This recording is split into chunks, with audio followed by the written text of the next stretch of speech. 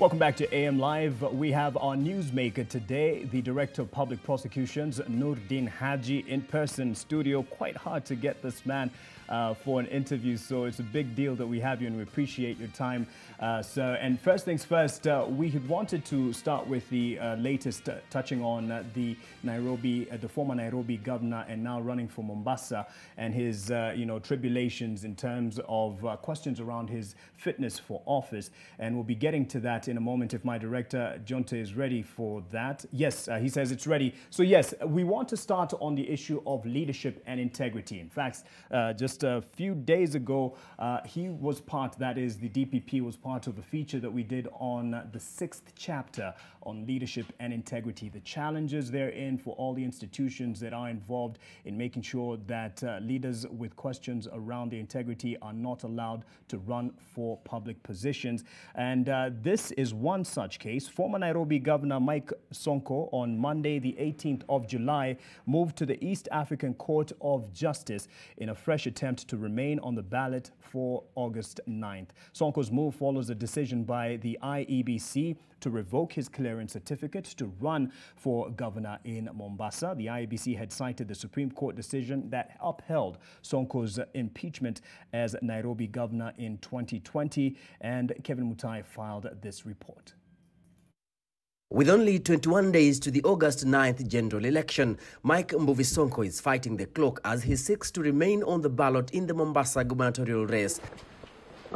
The former Nairobi governor has now taken the unusual step of moving to the East African Court of Justice, seeking to overturn the decision of the 7-judge Supreme Court bench upholding his impeachment as the Nairobi governor 2 years ago. Sonko is seeking interim orders to suspend the judgment of the Apex Court. But in the meantime, he's also asking the Supreme Court itself to review its decision that appeared to seal his political fate. IBC should take that judicial notice that still there is a review in the Supreme Court. There is an appeal in the East African Court of Justice. He cannot be stopped. But the IEBC is not waiting for any of the outcomes. The Commission has now moved to revoke its earlier clearance of Sonko to run for governor in Mombasa, saying the Supreme Court case has long-term implications. In a letter to Sonko, IEBC says, "You're therefore disqualified from holding any public office and thus disqualified from contesting and being elected as the governor of Mombasa County." But Sonko is putting up a spirited fight. His fundamental rights of political freedoms have been infringed and have been curtailed by the decision that was made by the Supreme Court of Kenya, which decision we have seen was delivered within 24 hours of ruling. Ni ana haki yake kwenda kujaribu justice kwingine. Lakini sheria itabaki bado sheria, kwamba yale ambayo amesema hapa Kome amesema si yale ya mambo ya Kome kutoka mdomoni kwake, ni mambo ambayo ametoka kwenye sheria. Sonko is still a young man. Hata miaka 5 hiyo ingine, Sonko can still vie as a governor either of Mombasa or Nairobi or any other place na achaguliwe, lakini kwanza lazima shavise jina yake. In his appeal in Arusha, Sonko will be seeking to convince the court of what he calls frustrations and unfair process. Supreme Court imesema 5-judge bench. So nikaona niko safe, sitafanya application ya Matakaru ajiondoe.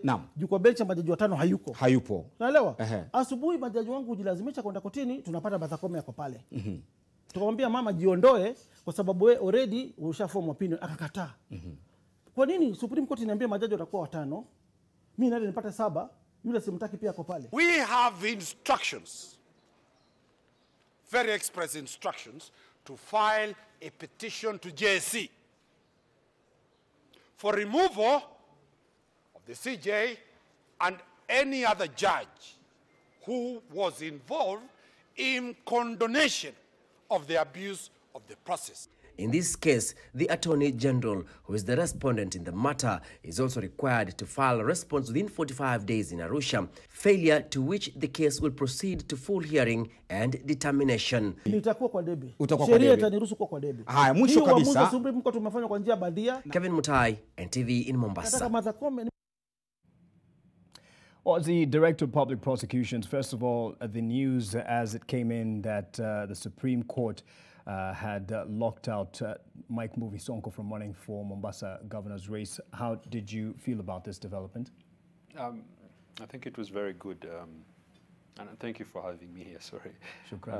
You remember when we last had a conversation, I talked about Chapter 6 being aspirational and that it needed to be fleshed by either legislation or interpretation. I think the Supreme Court took that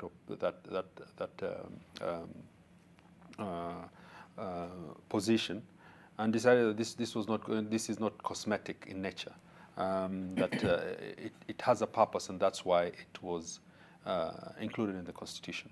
And I think what the Supreme Court has done now is to ensure that everybody understands that Chapter 6 will have the teeth that it desires.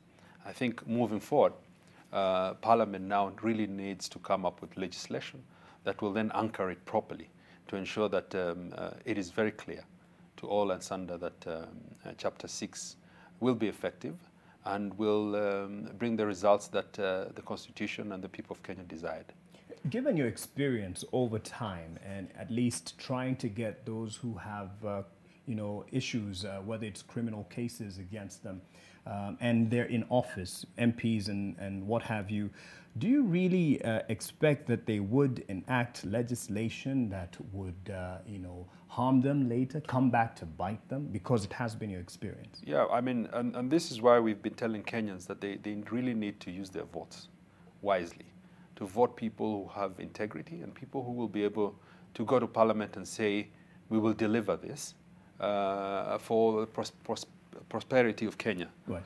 As you know, the Constitution itself and Kenya itself, we are always in pursuit of a better republic. And this has to be built over time. Right. And I think the vote that will be done, or the voting that will be done soon, hopefully, will be able to bring people of integrity who will legislate not for their own sake, but for the sake of Kenyans. And we'll get to that in terms of the polls and what Kenyans have in terms of a choice at the ballot. But with this one on Mike Sonko, and he's moved to the East African Court, what are his chances in this? I mean, yes, he's definitely trying to exhaust all his, avenues legally, but what are the chances as a prosecutor yourself? I think his chances are slim, but he has the right, constitutionally, to exhaust all means that are available to him.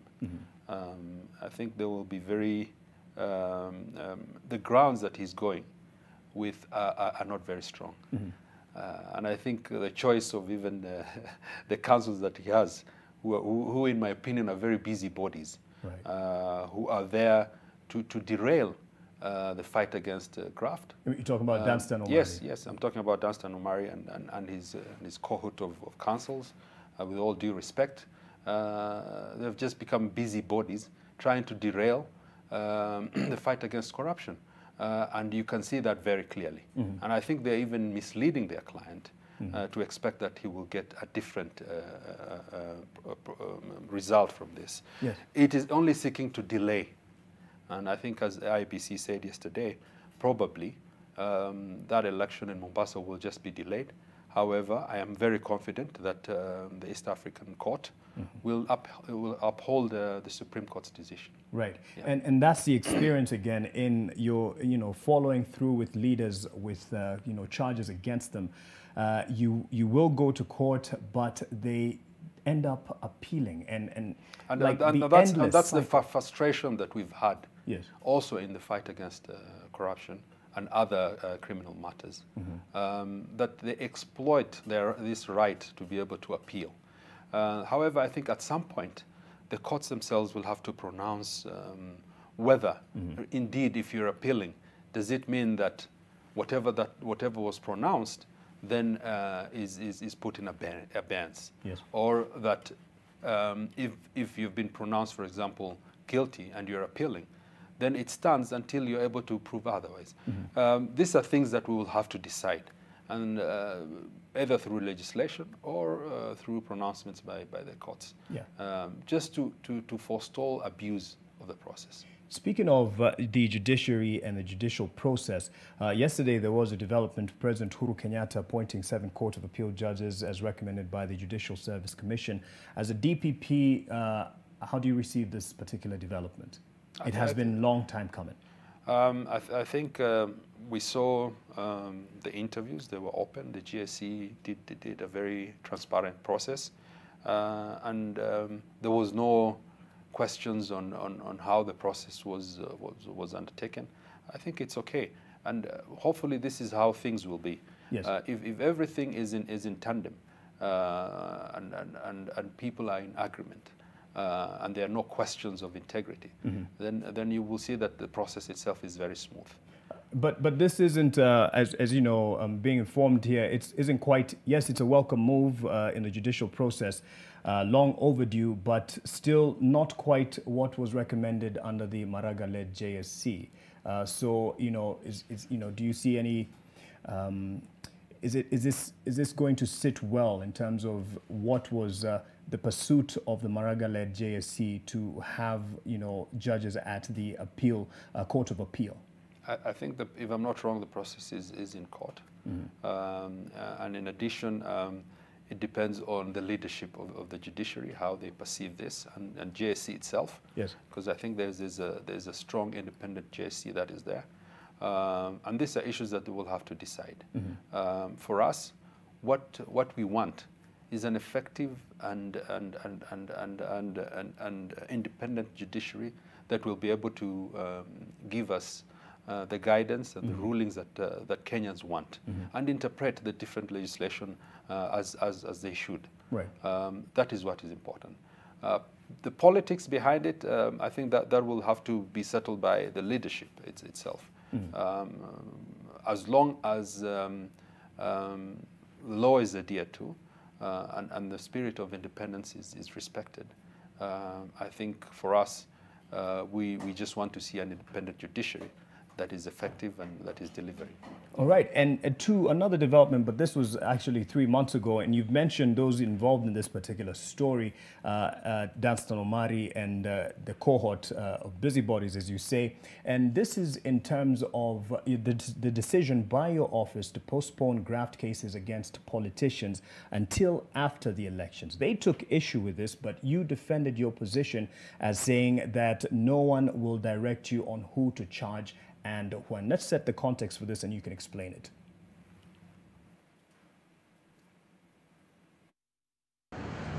A decision by the Director of Public Prosecutions to place cases of economic crimes at the bottom of his priority list, at least for the next few months, until after the general election, has been received with condemnation by a petitioner who seeks to compel him to tackle corruption cases without fear of political repulsion.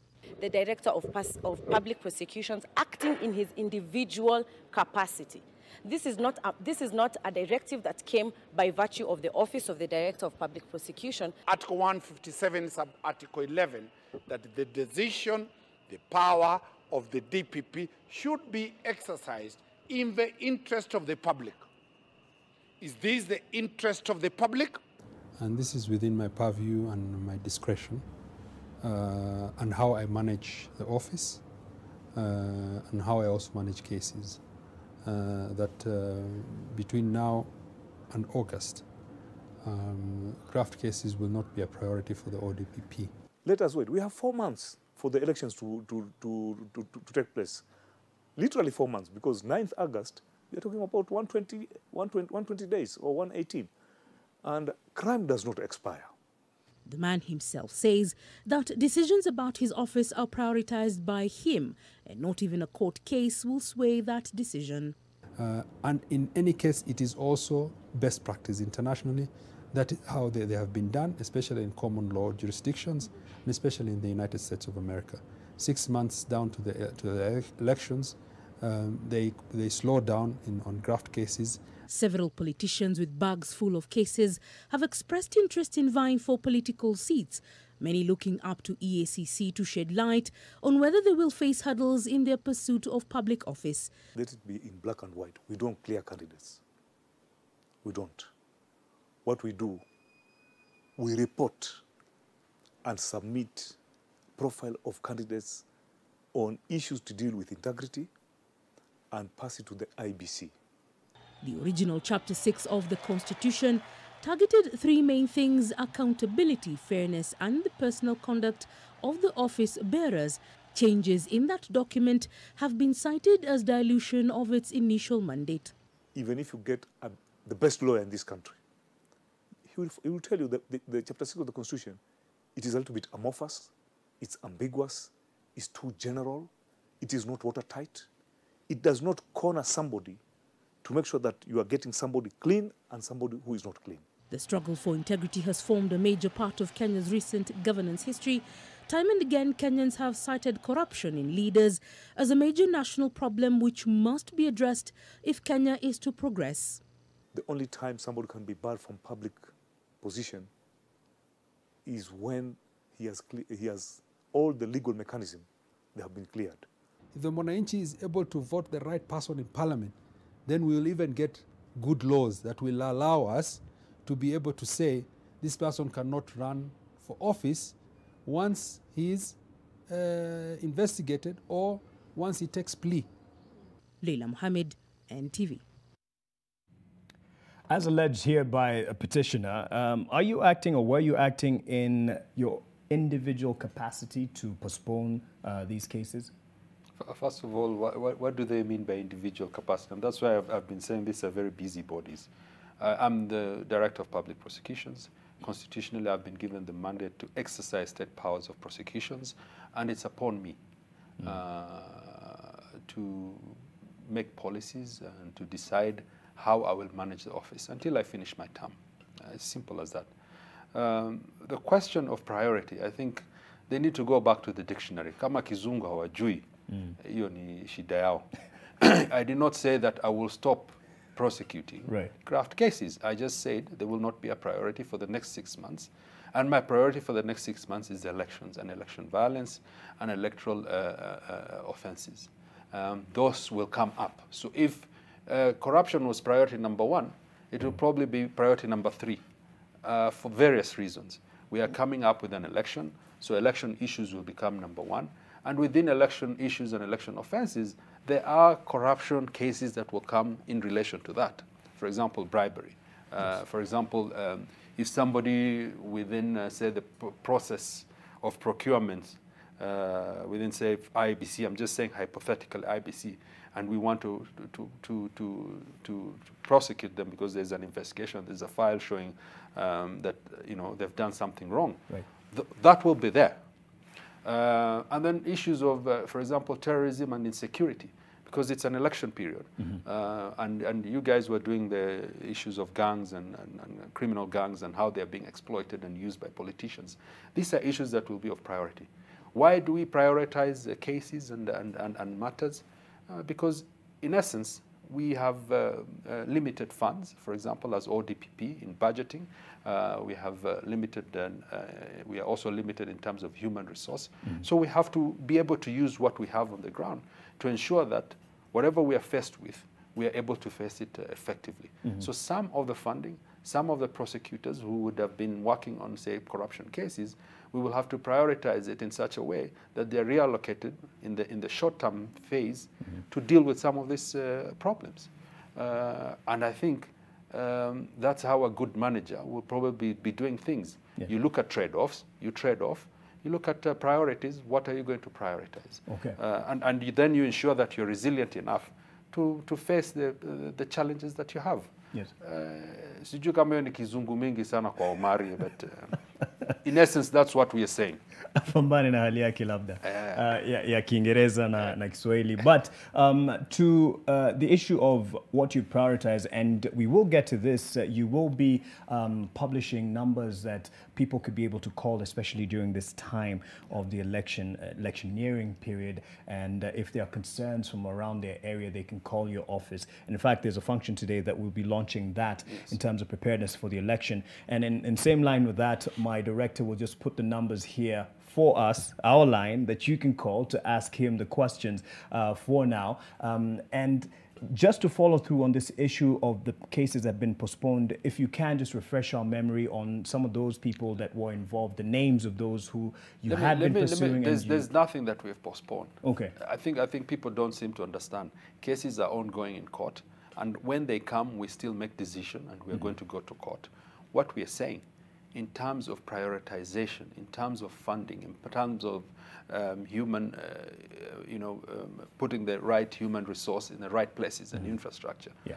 We are prioritizing election cases and election violence, and to make sure that when August comes, we are ready, and we are ready to be able to surmount any challenges that we'll get. Okay. And this is out of experience, that we have a cycle every 5 years. When elections come, there's always violence here and there.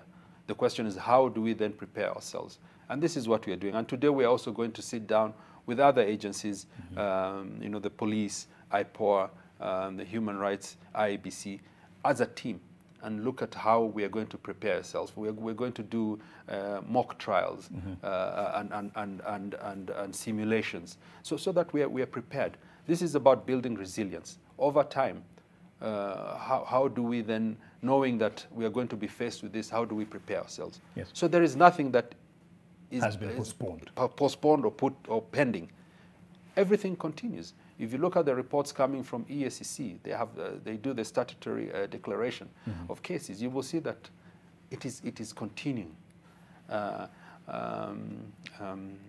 But what we are saying is that we are prioritizing issues to do with elections to ensure that in the next now few weeks we are well prepared, and we serve Kenyans and ensure that there is peace, and that we get a free and fair election at the end of it. Right, and you've mentioned EACC, a body that you work with, close with in your mandate, and they also ran into headwinds, or you would call it a dead end, in terms of trying to ensure that going into the August 9th general election, there will be leaders who have passed the integrity test. They had a list of 241 leaders who they asked the IEBC not to pass, or at least to approve to get to the ballot, but the IEBC somewhat gave it a wide berth. Is this what was at play? Because I'm sure you were watching keenly on whether some of these leaders, who I'm sure are leaders that you have also been pursuing, would be blocked, but that didn't happen. What exactly happened here? You see, I don't think, and I think when I was listening to Major Mbarak, yes, he made it very clear that they don't clear. That is not their work. But you remember, I had told you that there is no clear legislation on how vetting is supposed to be undertaken, for example. But the Constitution is also clear that you cannot be bad unless you have been convicted for 6 months. So there's a dilemma here. IBC has to follow the law. EACC is being aspirational, trying to see how best they can make sure that Chapter 6 works. Right. I think the pronouncement now by the Supreme Court is very good for us. That once you're impeached, then you cannot be taking us around and saying that, oh, I'm appealing this, I'm doing this. It's very clear that if you're impeached, then you're not going. But this is a process. It is what we have, for a long time, together with EACC, we have aspired, and we have been pursuing this. And I think we can see the fruits. One, that the Supreme Court has said that Chapter 6 must have the teeth that it desires, yes, and that if you're impeached, then you're not going to run. We have also been pursuing the issue of who is a state officer and who is a public officer, and we are saying they're the one and the same. And we're in court, and we are hopeful that we will get good results with that.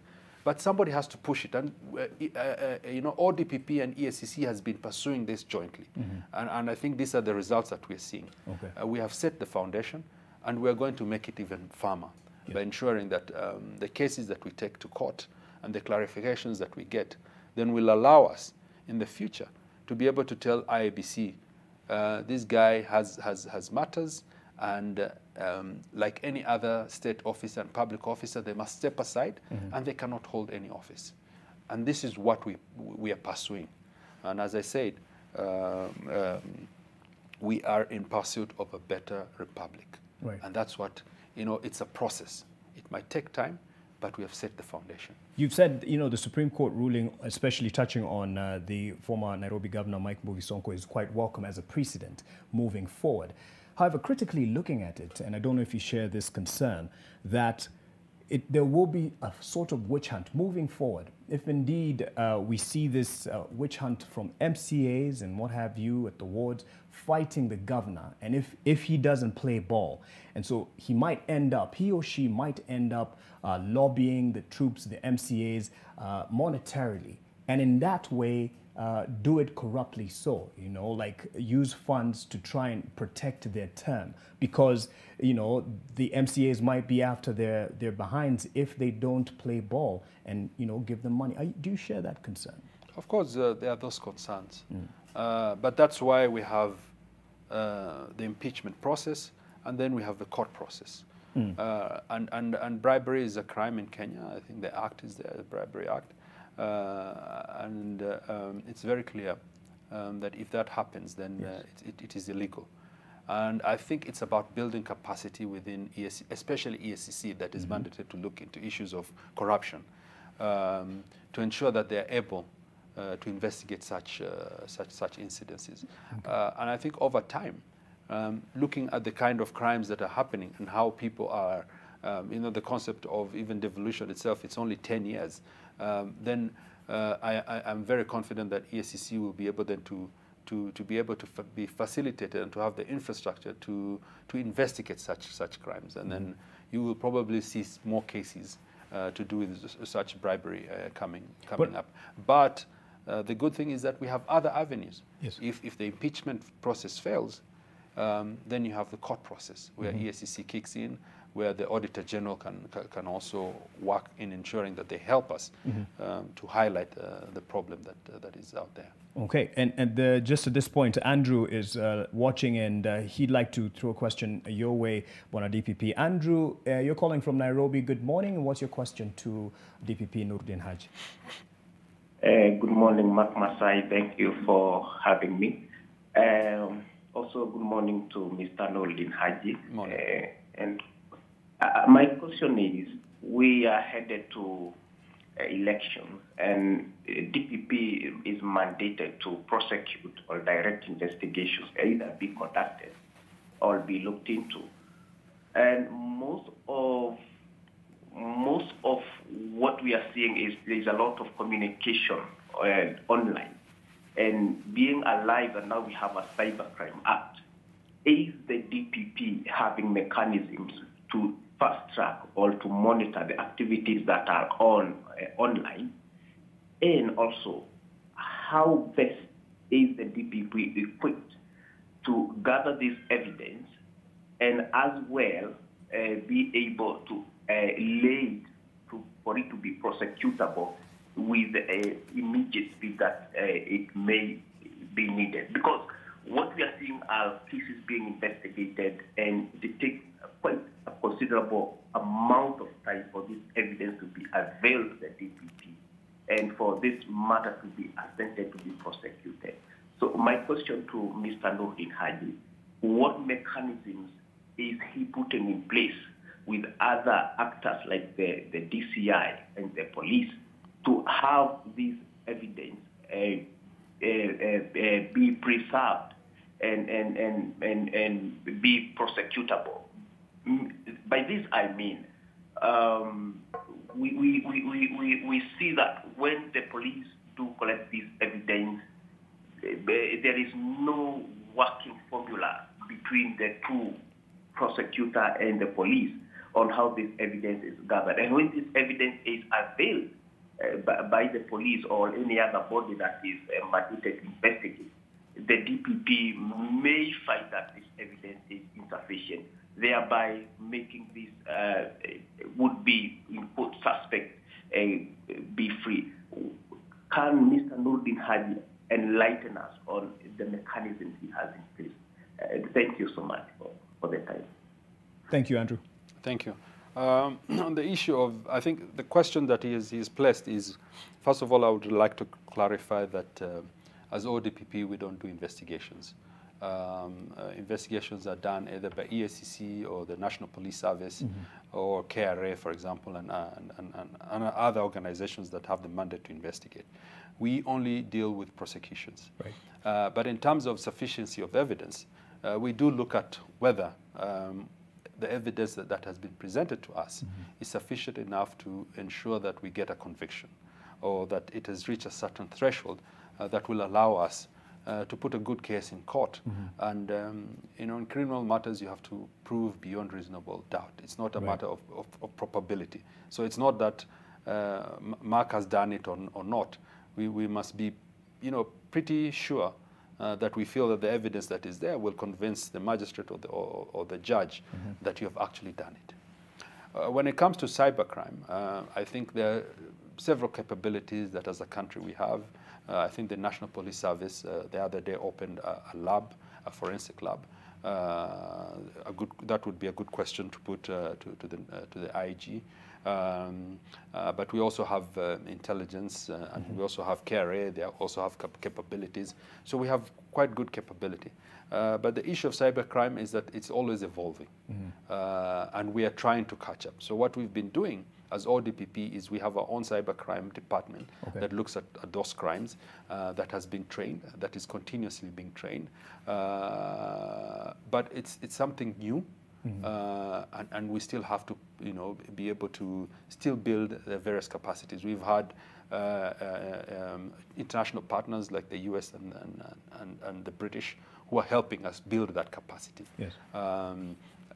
I think in the National Police Service they have also good capacity, but it's something that we still have to build on. Now, on issues of the evidence, whenever you have evidence that comes, you know, that is cyber related or ICT related, there are very rigorous processes, even within the act that he was saying, and you must get, for example, certification. So if you are using Facebook or you are using Twitter, sometimes we are forced to go and ask for what you call mutual legal assistance from the US, because the data that you'd require will have to come from there, and they will have to certify who did it, who sent it.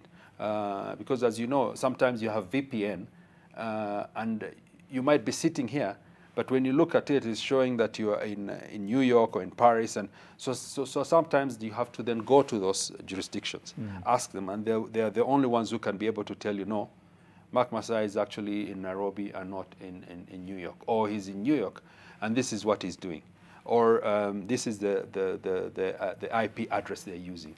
So sometimes it is tedious, and that's why it looks like it is long. And sometimes, you know, it will look like we are delaying in doing disclosure, because when you go to the other jurisdiction, they have to interrogate what you're asking. And some of these jurisdictions are very, very keen. Is this an abuse of process? Are you going to use that against human rights, somebody's human rights? So the issue of your privacy will come into question, and we have to prove that, no, this is probably a criminal matter, and that's why we are pursuing it. So it takes time, and that's why maybe sometimes you see the question he's asking is a bit frustrated that those cases are a bit slow. So, and this is the reason why. But in terms of the capacity and capability, we are building it. You're building it. Yes, and we have something to work with, and we have cases in court also. Ibrahim from Garissa, he's also watching in, and he wants to throw a question your way. Ibrahim, good morning, and what's your question to DPP? Good morning to my brother Mark Masai, and there our brother, our big son Abdul Nuruddin Haji. Morning too. So I have one question, and I would like to ask the DPP this question.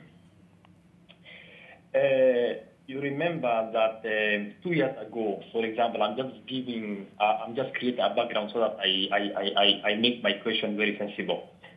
Garissa governor was arrested over misappropriation of the World Bank Fund. If you read the letter written by the DPP on the, he's the one recommended the governor to be arrested and prosecuted for that alleged misappropriation of the fund. Now, this is my question. When the governor was arrested and taken to court, we have seen lawyers, engaging battles in the court and saying that the governor did steal the money. Now, this is my question. When the DPP was offering that letter recommending the governor to be arrested and charged in court, did he have any, did he conduct any due diligence? Because what we are seeing in the court after the governor was arrested is a circus. So the DP get wrong in recommending the arrest of the governor, because I expected the governor to, the arrest of the governor to be substantial, because the DPP did recommend. So I'm saying this. When a file is taken to the office of the DPP and recommend someone to be arrested, does the DP go through all the files and see that, yes, some mistake has been done here, and the DPP is recommending that guy to be arrested, or this is just a political prosecution done at this behest? Thank you so much. Thank you, Ibrahim. Okay, let me put it very clear. The issue of the Garissa governor, because I come from that county, what I did is I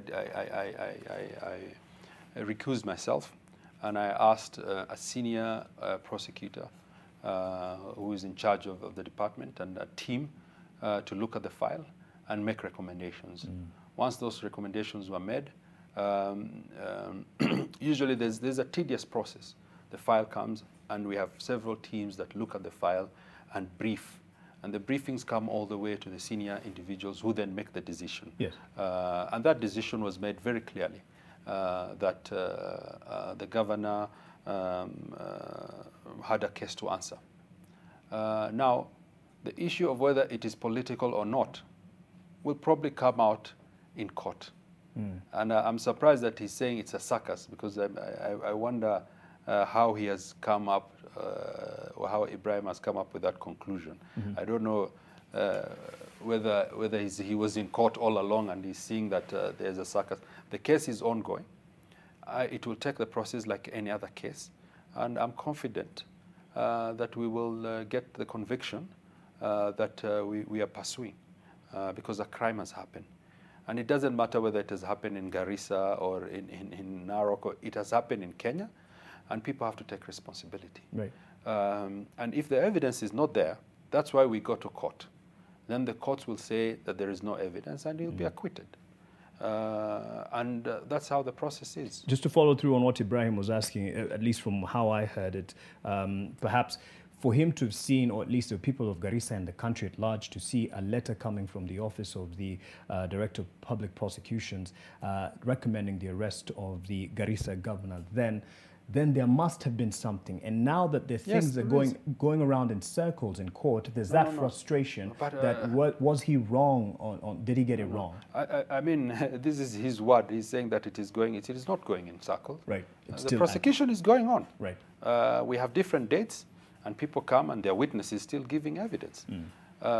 And where somebody feels they are aggrieved, you actually have the opportunity to write, and we actually review cases, and that's why sometimes you will see us turning somebody into a witness because we feel that he's better off as a witness. Sometimes we do withdraw the case and don't pursue it when we realize that maybe the fresh evidence has come in. Sometimes, people panic when they come and they do not give the evidence that is required, and you make a decision based on that. Right. But all in all, we are still humans, and that's why there's a process.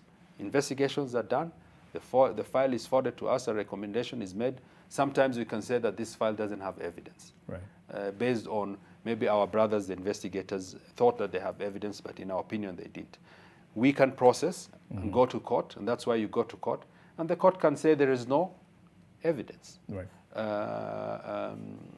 Or they can say there is evidence and there will be a conviction. Okay.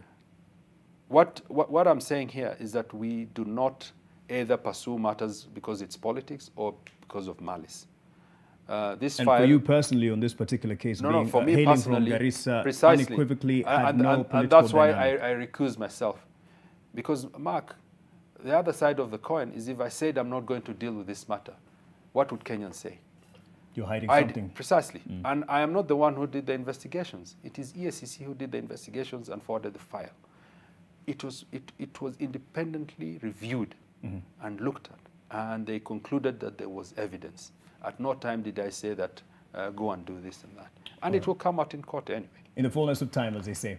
I've been sipping my coffee here, and I think you need time to sip your water. So we'll take a break, and the lines are still open when we come back. Questions around politicization, weaponization of the fight against graft, coming from the Kenya Kwanza side, and even what the president had to say in terms of, you know, the fortunes or at least the chances there are in the next dispensation for fighting corruption. That and more to discuss, as well as how prepared the DPP is in his office for the elections and what he has for you as a Mwananchi in terms of what numbers you can call and what help you can get if there is trouble in and around your area, God forbid. Stay with AM Live.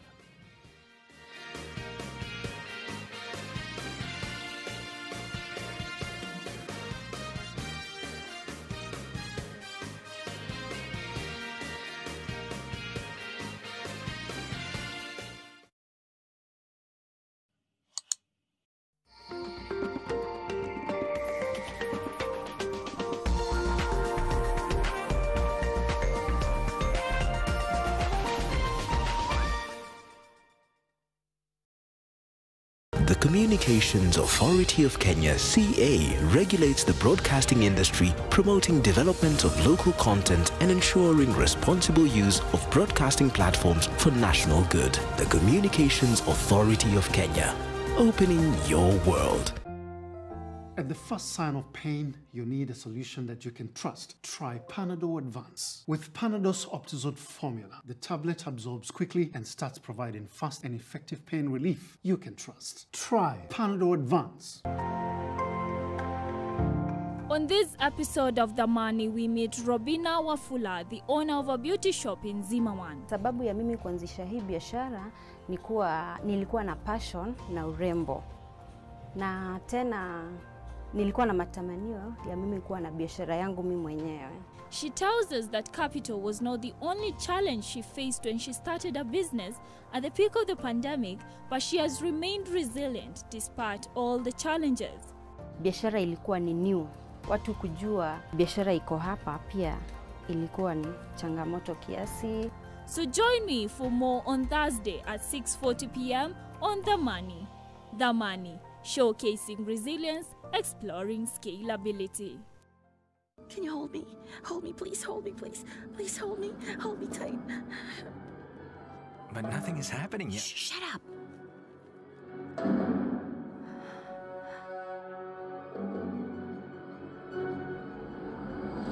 Mommy, you said that the two of us will always be happy, but the only thing I feel now is sadness, and you don't even care about that. You know what? I'm never going to forgive you for this. Never! It had to be you. At each stage of your business cycle, there are different opportunities and challenges. Has your business evolved and made strides to adapt and be the best in your field? Enter the 2022 Top 100 Mid-Sized Companies Survey and showcase how you have driven success at every stage of your business. Submit your entry at www.eastafricatop100.com. Survey closes on 9th September 2022. Top 100 SMEs. Be seated among the great.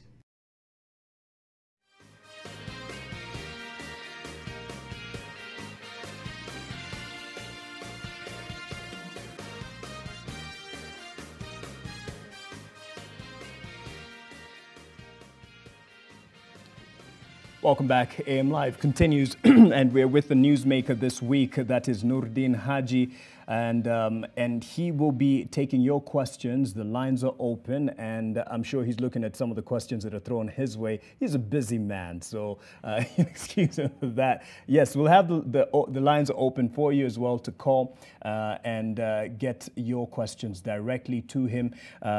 Andrew called earlier, Ibrahim called earlier from Garissa, and there was a question there by Andrew, which I feel we didn't really get to, whether there is a working formula between the police or the investigators. You saying, of course, you're not the investigator, you're the prosecutor. Is there a working formula between the police and the prosecutor? You have been on record before saying the EACC, in terms of the investigations process, has been lacking in some instances. Do you stand by that? I've never said that they've been lacking. In terms of the investigative capacity? Well, you see, it varies from file to file. Yes. I've never said that EACC is lacking in any way. They're investigators. Well, not even the investigators. It is, you know, it's about a file. And every file is peculiar in the kind of case that you're looking at. So, you know, Mark, we have to understand that this is a process. And this is how the Constitution has designed it. The investigators investigate. So you have a complainant who goes to complain to the investigators. The investigator then will investigate the matter. They can end up and tell the complainant, there is no evidence to what you're complaining. And they close the file. It doesn't even need to come to us. But the complainant can complain and they say, okay, fine, we can see that there's some evidence. We'll prepare the file and forward it to the prosecutor. The prosecutor will look at it. Again, the prosecutor can end up telling the investigator, there is no evidence here, in our opinion, because of this and this, and a lot of legislation and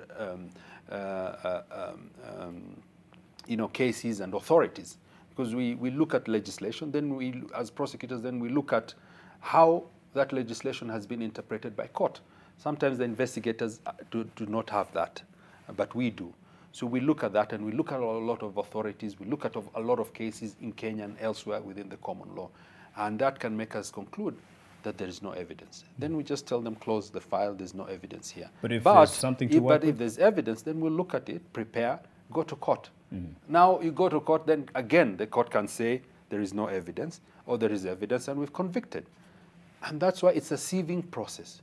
And that's why, as prosecutors, we are called the gatekeepers. So we are the gatekeepers to the judiciary who make the final decision, and we sieve.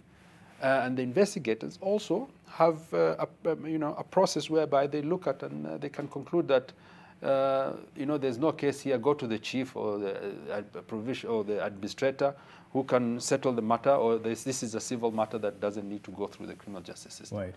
And that's how it is. Okay. So there is a system in place, and that system is working. There might be differences in interpretation, but when there is, then we go to court. And then the courts will assist us to say, DPP, keep to your lane. This is the interpretation. Investigators, this is the interpretation, and this is where you're expected to keep and toe the line. Okay. It's as simple as that. You've spoken about you know, instances of being told keep to your lane and what have you. There is a confusion sometimes, and that's why you probably see questions thrown at you, and perhaps they should be thrown at EACC or the DCI. Just in terms of trying to explain to the Mwananchi your role in trying to fight corruption, in trying to make sure that we get leaders of integrity into office, because we're now in the electioneering period.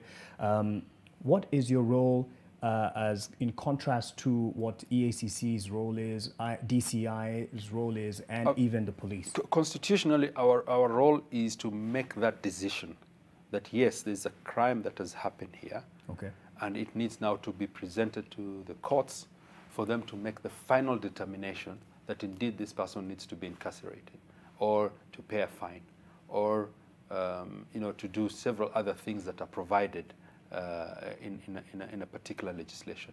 That is our role. We don't investigate. We do not make the decision whether you will go to prison or not. We will make applications to court, and we will make that decision that only us can be able to make, and say, Mark, you made a crime. You will have to take a plea and defend yourself in court, and he will prosecute you. Again, Mwananchi watching would ask, why haven't we ever seen heads roll, or at least anything conclusively decided to see mheshimiwa, you know, not just, you know, taught a lesson for the sake of it, but after the legal process has been, the thorough legal process has been exhausted, to see someone held accountable for their wrongdoings. You've told us about investigators, prosecutors, and court. Why haven't we seen anyone behind bars? Not saying you're the one who jails them, but is there a chink in the armor? Are you failing in your dispensation of duties? No, I think again we have to go back to the Constitution. We've had a number of convictions. I will give you a high-profile conviction of Waluke, for example, But he's on the ballot now. Precisely. Right. And so what we're saying, there's something wrong with our system. And that's why we have to refine it. The Constitution is very clear. But, you know, there's the issues of interpretation. And one of, as you want to say, the chink in the armor, is that the word that you're using? Yes. Is who is a public officer and who is a state officer. And we're still in court trying to argue that they are one and the same.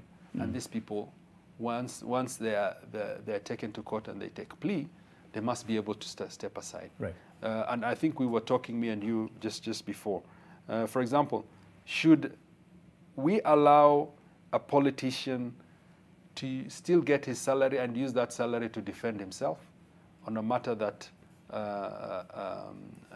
it's facing them individually? Yeah, facing them individually, and on an issue that has actually, maybe he has stolen from the public that voted for him. And these are the things that we are trying to make sure we get clarity on. And that's why we're also asking the Mwananchi to assist us, right. To be able to get clarity and to be able to get the legislation that will allow us, for example, if you're convicted, even if you go for an appeal, there's no way you'll go back to Parliament, right. get an ovation, a standing ovation to come back, because that itself tells you there's a problem in Parliament. Yes. Somebody who has been convicted coming in and is getting a standing ovation, there's a problem. Right. Almost celebrated for what they've done. Yeah. David is watching from Vihiga. He has a question for you. David, good morning. Good morning. Go ahead. Now, I have a question on the issue of a decision to judge. I know there is a case before the prosecution whereby you find that a case, this year investigated a case using a copy of a document. And in this case, he took to a magistrate, and then his officer, the prosecution, now took up the matter. After the review, the prosecution gave some direction. After giving direction, the DCI decided to withdraw that matter from that particular court, and then he decided to approach another court using the DPP's office. And then you find the DPP's office disregard the previous opinion of the other DPP officer. And then at the end of the day, you find that the current DPP officer handling the case now tells the DCIO now, continuing the investigation, at the same time judge the officer. The investigation is not done. The officer is judged in the person is judged in the court.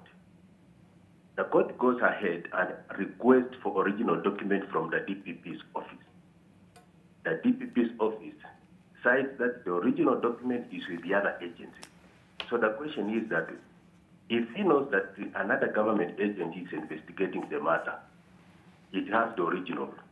The case is before him with a photocopy document, which we don't know where it came from.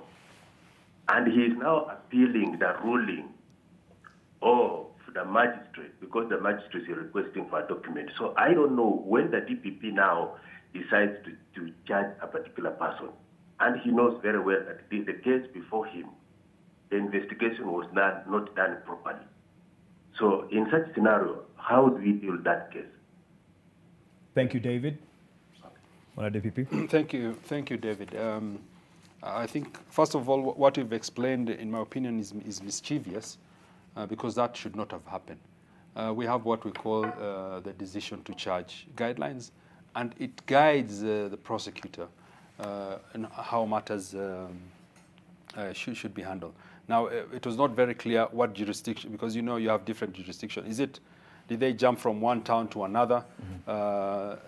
If that is the case, maybe, I don't want to defend the prosecutor, but maybe the prosecutor was not aware.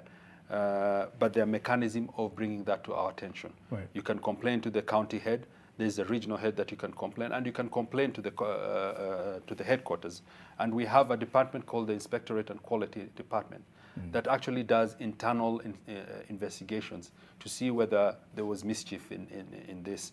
And I would ask if he can send his contact to us here. we will get in touch and make sure that this matter is investigated. Okay. And if indeed the prosecutor has done that knowingly, then we will take action.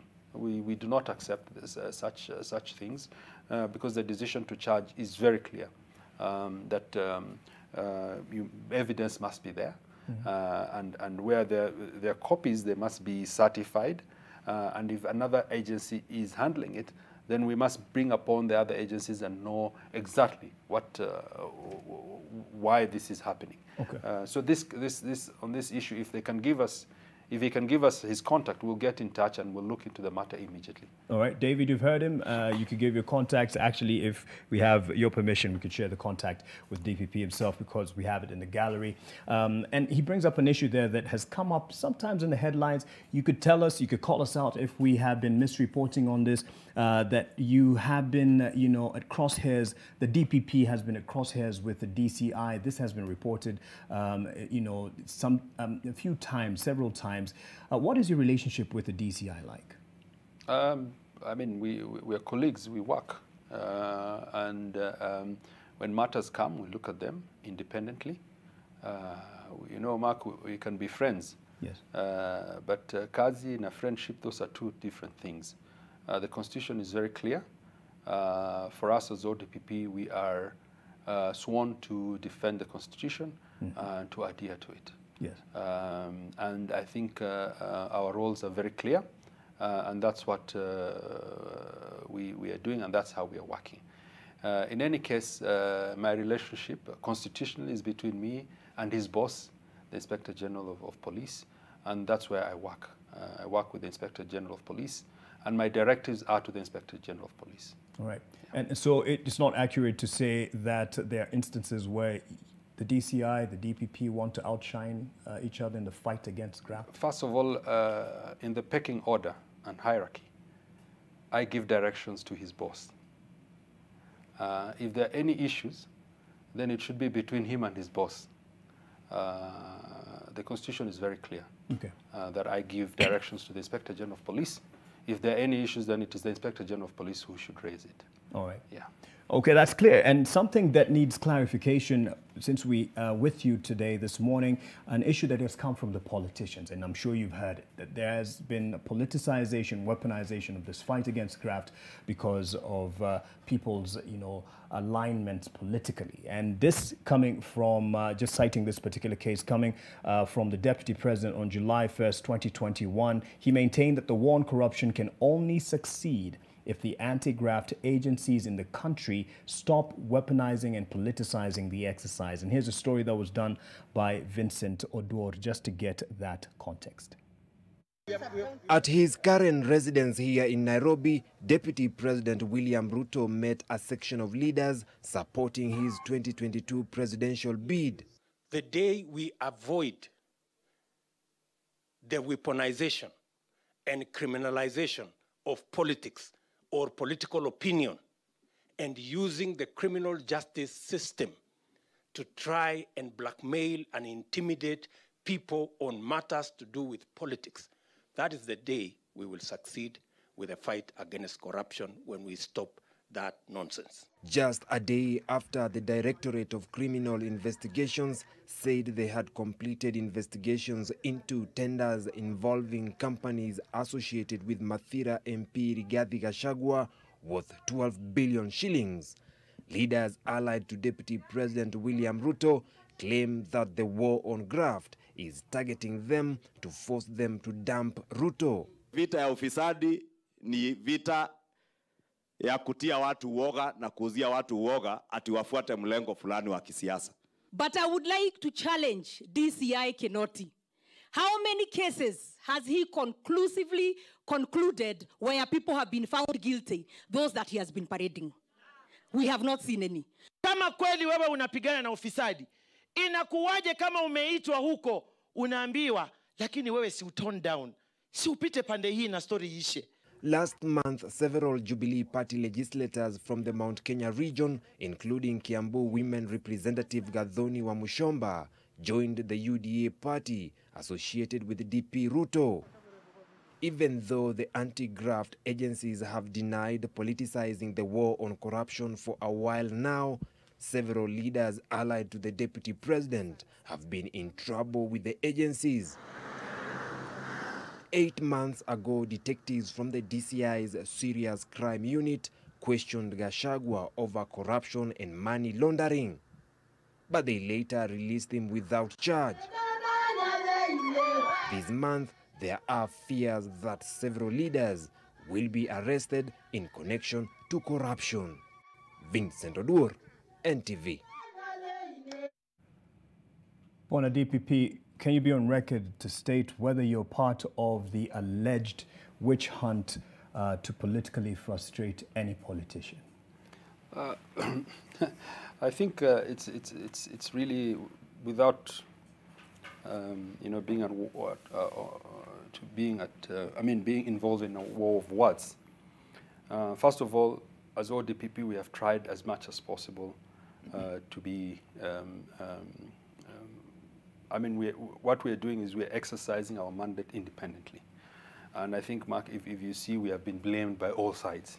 For me, that's a good sign. We've been blamed by one arm and one side, that is Azimio, and then the other that is the Tanga group. But what I want to make clear is, if you have been called to come and write a statement, and somebody tells you, see you tone down, first of all, it is up to your conscience whether you have the principles to say no and say, I will face this. And secondly, if somebody is really pushing you, it's a crime also. You can also complain, and investigations can be undertaken. The question is, should we then stop because you're a politician? Because in essence, what people are saying, if you're a politician, then don't investigate me, as long as I'm a politician.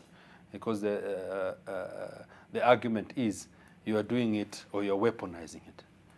I think we have a fairly independent prosecution organization, and we have a fairly independent judiciary that will be able to see.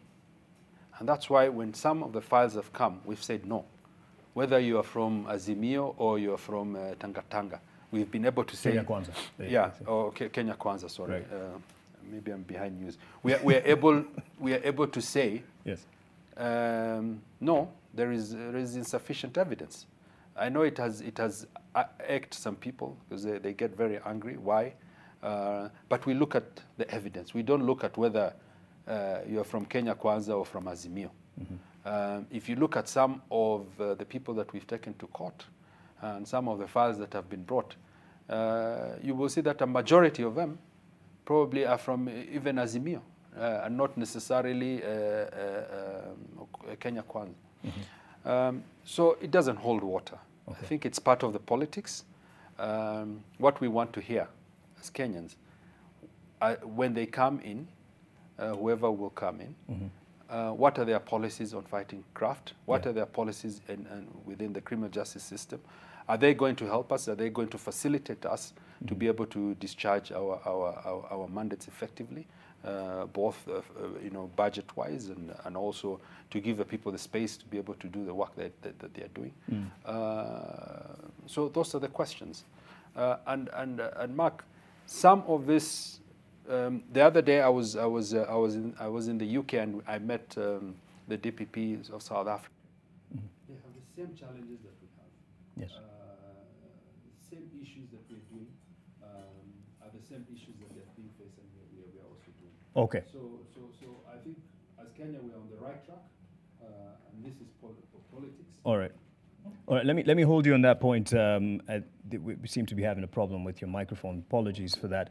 So we'll take a quick breather and be back in the conclusive part of this, because we also want to hear from the Office of the Director of Public Prosecutions how they are prepared. It's 20 days to the elections, and there is, in fact, a plan by the DPP's office, and he will explain it better in the next few minutes on what they will be doing in terms of putting or having people on their radar. What they'll be, this is on your radar, and we'll be talking about that in a bit. But are you concerned from where you stand, 20 days to the elections, with what you know, are you concerned about the security situation around the elections? You know, what I can say, we have tried our best to put effective systems in place, both the National Police Service and ourselves, and IABC also. Yes. But you know, Mark, we have also been doing simulations of how things might turn up and what we would be expected to do. Right. We have put policies and guidelines in place. We have done joint training so that we have a seamless, and coordinated working environment. Okay. But at the end of it, anything can happen. But I must say, we are probably better prepared than we were 5 years ago, okay, or 10 years ago. But you're not worried, but you're alert. Yes. Okay. There was a point you were making before this, and I'll let you explain further what is out there and what is available for the electorate, for the Mwananchi, moving into the electioneering period. And this was on the issue of politicization and weaponization of the fight against graft, and whether you're targeting either side of the political divide in this fight. And you claim this is flimsy because there's no concrete evidence to it. Just to let you finish on that point. Well, what I'm saying is there's a lot of politics around it. And where there's genuine complaints, they can raise it. And we are open to look and listen and be able to review also. What we look at is what is presented to us. Okay. As ODPP, we can direct and ask that certain areas be covered. But at the end of it, we don't do the investigations. But what we have been aspiring to do is to ensure that we follow the rule of law and we are constitutional in how we make our decisions. Okay.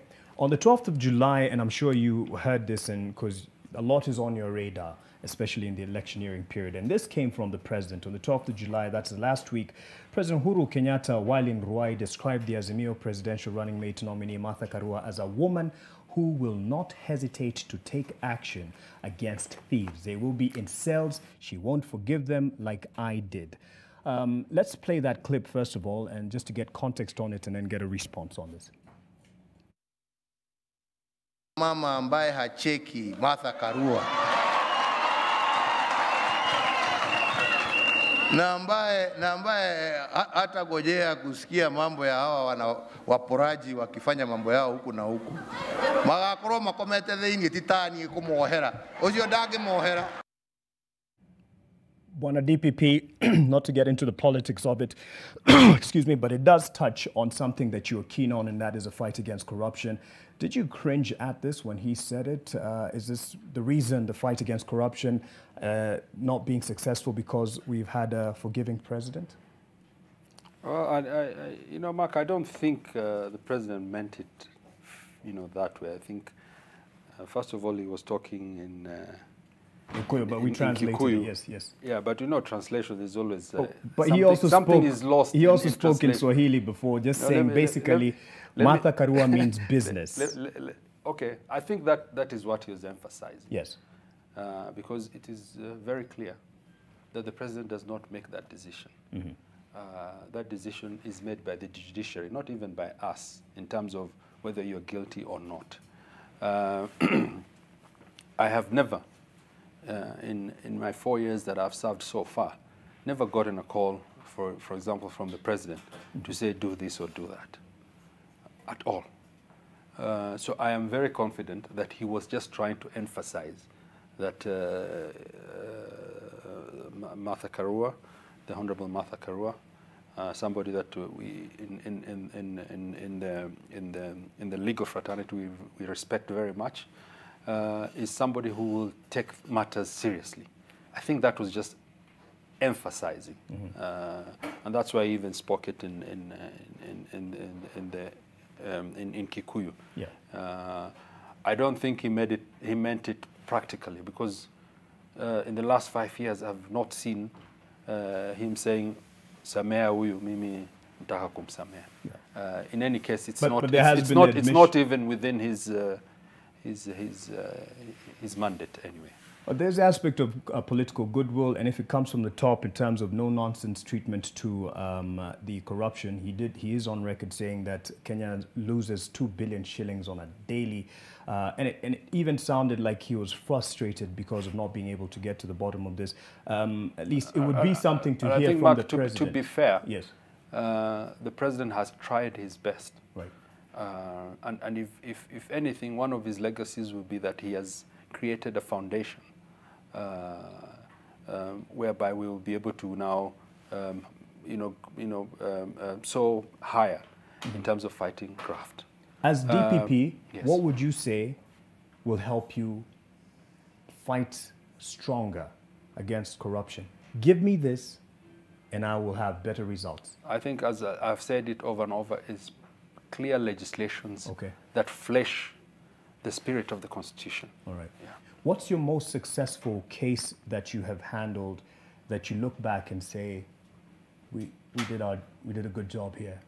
I think there are several cases. For example, if you look at the Waluke case, historically, it was one of the biggest cases ever in terms of the fines that they've gotten. We got another one in relation to a city, the court, NMS, the county, sorry, Nairobi County, which even surpassed the Waluke case. Right.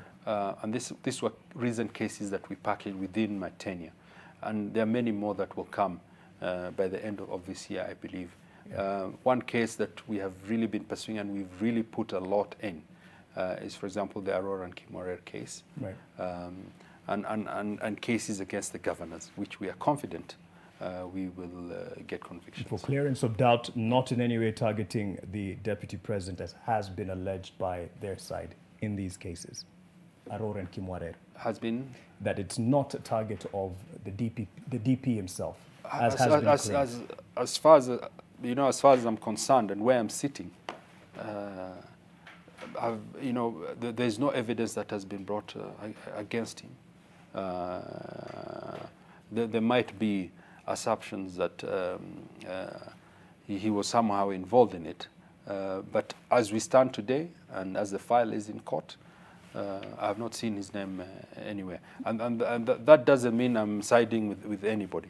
I'm just being factual and just saying what is. Really briefly on the FKF boss, former boss, that is Nick Mandwa case, there seems to be, a back and forth, a ping pong here. First, the case was closed, then there was a development last week. What's at play there? Yeah, I think there was a danger of him being, acquitted. Yes. So we had to take some actions to ensure that we withdraw, add more evidence, and go back to court and present the case. Finally, there's a function that you're headed to, I believe, in the next few minutes. Yeah. What in preparation for the Mwananchi as we head on to the elections? Yeah, so it's a joint training yes. with the different arms, the National Police Service, the IBC, IPOR, the human rights organization, all organizations that are involved in elections. Yes. So we are sitting down and making sure that we are well coordinated, people know each other, and that even in the field they'll be able to communicate better, and they'll be able to serve the Mwananchi better. They'll be able to prosecute those cases, and they will also be able to investigate the cases effectively.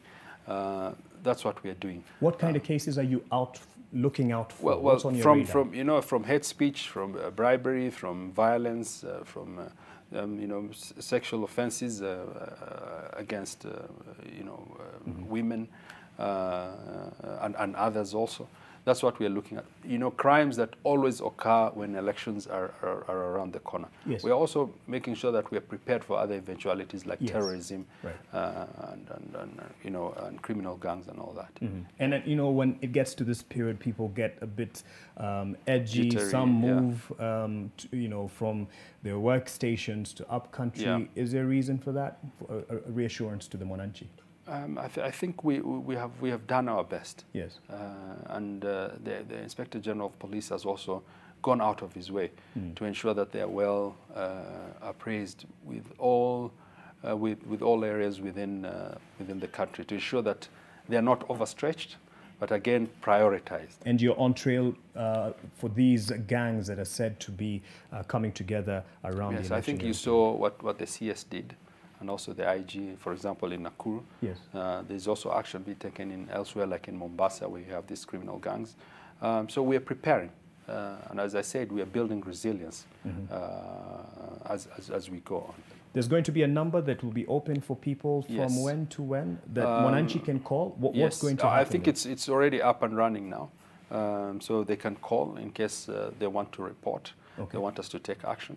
What we've done as ODPP also, we have a system that is in place that will be able to tell us where the hotspots are, and we'll be able to concentrate in terms of, we are mapping it so that we are able to tell, for example, in Nairobi, these are the crimes we're seeing, and this is the response that we need to take and put in place. And we will work hand in hand with the other organizations. Would you have the number with you? Yeah, I think one is 0800 723377, and also 0110 939802. All right, and we'll be posting this online. How will people be able to use this? Is it when there's danger? What are you looking so they can report, or if they think that they've witnessed hate speeches, they can report to us. If they've recorded, then they can let us know that they've recorded, and we can advise them how to make sure that investigators are on board, and then we're able to successfully prosecute. For instance, David, who called in with that case, that he said he might have been some issue. That is one case that we can also be able to deal with immediately. So if there are any issues that the public thinks they need to bring to our attention, or any complaints, or any matters that they feel needs immediate attention, then this will be a good place to alert us, and we'll be able to act immediately. We're hanging up now, but just the number again, please read it out for our viewers, and also so we can put it there. So the first one is 0800 72 3377. All right. And 0110 939802. 02. All right. Thank you for that, Bona DPP. We appreciate your time. And our team will also be following through with that function that you've said. We'll have other players in the whole ecosystem of security leading up to the elections involved. And we'll be following through on at least the actions from your office. And we appreciate your time once more. And have a good day. Thank you. And I don't know if Winnie Lubembe, you have a question for the prosecutor. You have a case to prosecute today. All right. All right. Thank you very much, Mark. Interesting conversation over there. My concern or a question is what IEBC said yesterday, that is there's a possibility that, election might be postponed in some counties. Yes. And of course, Mombasa being one of them, given what is happening with Sonko. So I'm really curious in terms of, what the DPP actually makes of this, and what are some of the measures to prevent the repeat of the same, for example, come 5 years, from now, so that this is not used as a benchmark. I should have you sit here. You're asking. Issues. I should have you sit here. You're asking a really good question. It came up during the break. You're concerned that the IBC says we might have to postpone some of the elections in some areas because of these cases. Yeah, but I think there's that concern. Actually, there was a ruling on Friday by Justice Murima saying that what's his name? There's one candidate, presidential candidate. Kigame. Yeah, Kigame, who has to be put in the ballot paper. If they decide so, yes. Yeah. And from interaction with the IEBC, that will require a delay of the presidential election, 1 month or even more, because they cannot be able to meet the deadline. So you're concerned? So that is a concern, and it would be good if the judiciary is clear whether, and you know what that means. It means extra costs, and it means anxiety. It also has an legal implication because the term of the president ends. So who is going to run the country, for example? So these are questions that we need to ask ourselves. All right. And it's important that the judiciary makes it clear. All right, Winnie Lubembe, at the risk of you taking my job, I'll let you do yours on your world. That's a really good question, though. And we'll be following through on the developments there. Take it away. All right, thank you very much. And of course, coming up after the break right here on Your World, we'll be talking about life after retirement. So what are some of the concerns that you have as far as retirement is concerned? We'll be answering them in a very short while. But for now, let's take a break and of course, see you soon.